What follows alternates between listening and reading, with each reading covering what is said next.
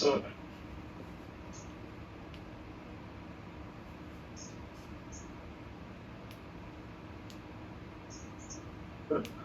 if, for example, you have this model,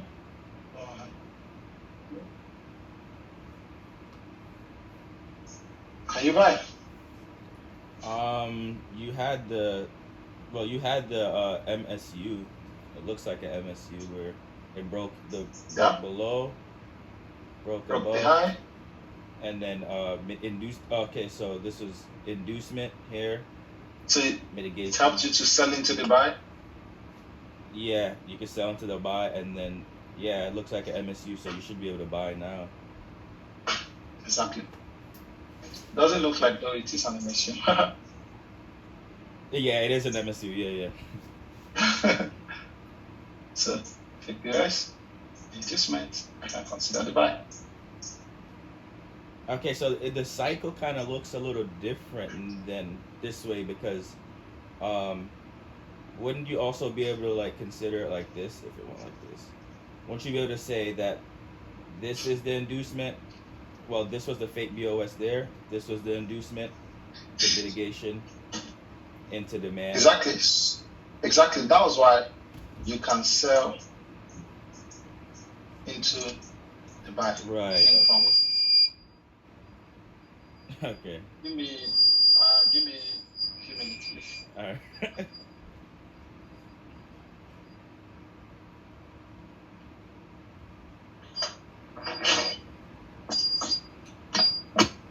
Okay, so it's basically the other way around. Yeah. So if it induces and mitigates, and then goes into the demand, then it's basically your buys are valid.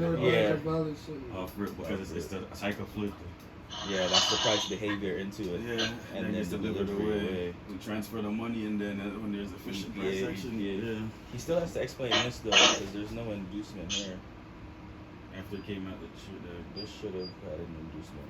But remember, he said that was a lower high, that was a lower low instead of the whole range. I don't because it induces this, gives this, it makes this value, I guess. Well. Oh yeah, sorry, I'm here. Okay. Do you understand now? I want you to get that. Yes, I understand. Awesome. The cycle there, nothing.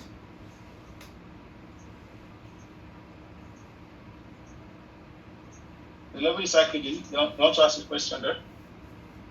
Oh yeah, it's because we were discussing that before, where I thought this needed an inducement for you to sell there, because no inducement, no trade. But you said no, that doesn't need an inducement.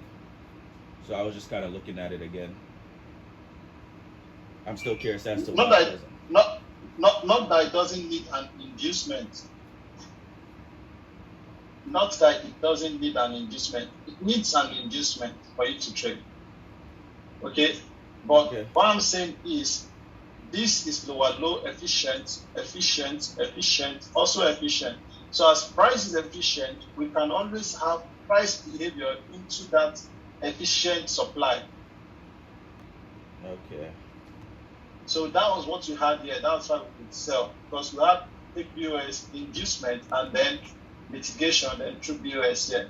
So that was because it was efficient. Okay. Okay, so it makes it even a stronger confidence for you. Okay, so like this guy here that induced here, I think mean price was like this. Here, breaks the low, breaks the high, mitigates here. We can also sell from here. Oh, okay. Because it is efficient. Okay, I see. So in that scenario, then you wouldn't need the inducement. Exactly, because the inducement has happened. Oh, because the inducement happened in the behavior into it. Yeah, exactly. And that time frame is efficient too. You know, efficient pricing means we can keep going low and money is getting transferred to go bearish. Okay, I see. So we need to understand how price tends to behave if it wants to go bearish, and how it behaves if it is not ready to go bearish. So that helps us to key into the trade zone. Okay, that makes sense. So we can imagine like if this is the black lines is the M5, and the orange is the M1. The orange, yeah, M1, yeah. So it doesn't need to induce the M5 if it induces on the M1 when it gets into the area. Exactly, and the M5 is efficient. Oh, okay. So had keyword efficient. Okay, cool. So had the M5 been like this, if it came here and the M1 did it did the thing, we wouldn't sell yet because this is inefficient here, so we'd expect it to induce and go up. Yeah, wait. Not the thing there is doesn't have to get to this level. It can just induce it slightly here and then give us a reason to sell. Okay. What matters is inducement has happened. Okay, that makes sense.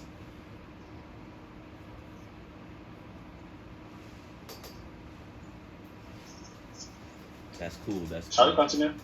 Oh yes, please, yeah. I just didn't want to miss anything because I have OCD. Yeah.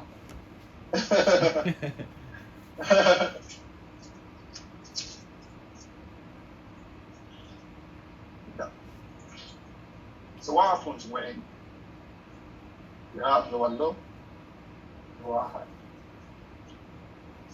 Okay, lower low, lower high, lower low.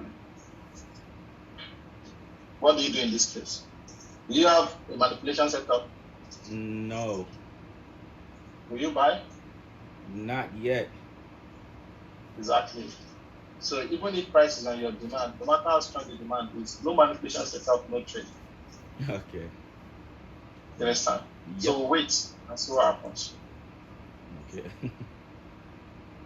Then you have this, you have this, you have this. Right? Right. Price comes here. If there is nowhere to mitigate below, you buy here. Okay. Why? Because you have price figures in this point. Okay. But if there is a level to mitigate below this, you wait for transfer of money before you buy.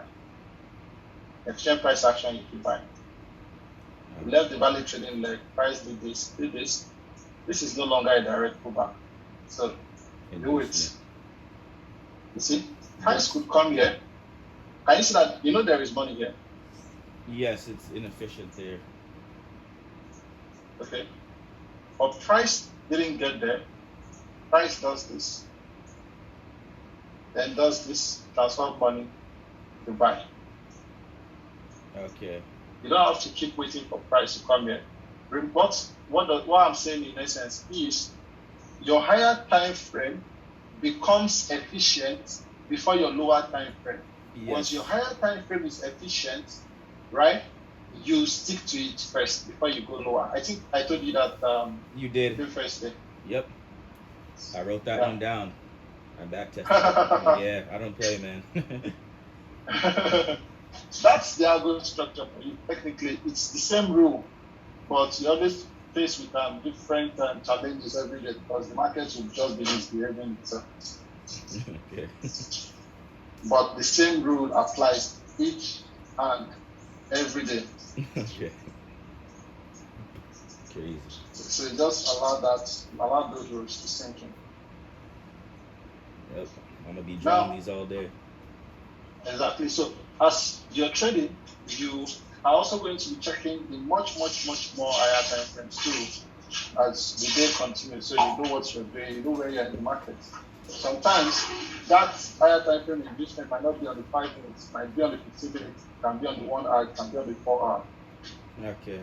So you have to pay close attention. That's why the most important thing about this trading is being flexible and having the ability to adapt to change in price at any time. Okay.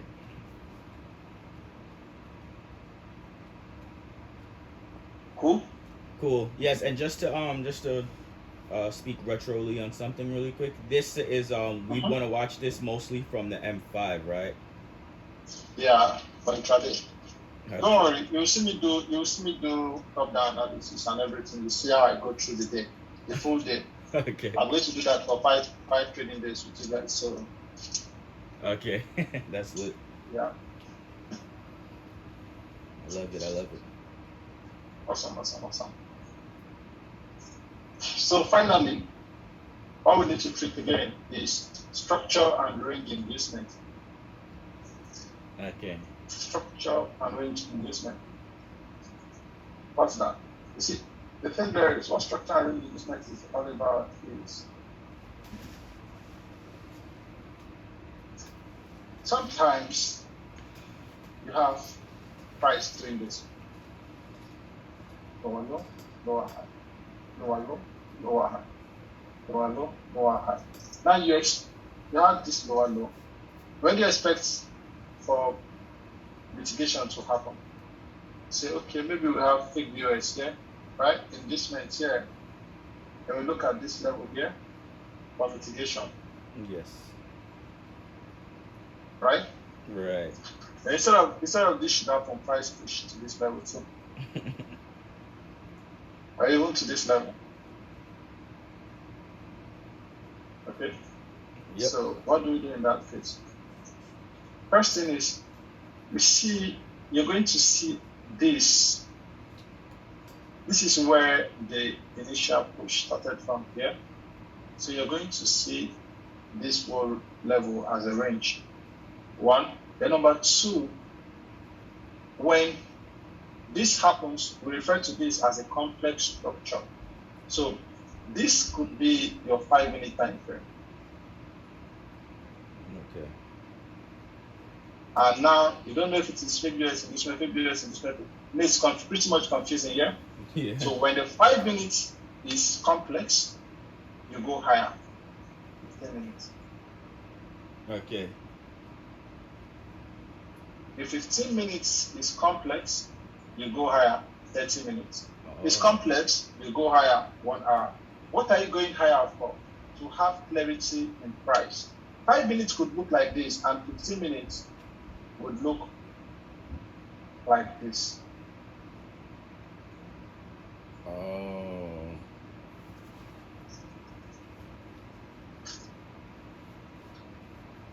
So that helps us to eliminate a lot of noise, and we can see the charts better. So understand the intention of price. Okay. Make sense, yeah? Yes. Yes, sir. So why do we look at it as a range? Okay, so we look at it as a range because one thing I've come to discover is that price sometimes loves inducing the last high of the entire structure to then mitigate this Okay. to drop. So that happens a lot. So that we're not pretty much a lot, but it happens. So you have to pay close attention to what price is doing. Okay, I see. Okay. Is it clear? Yes, sir. Take a screenshot. Okay.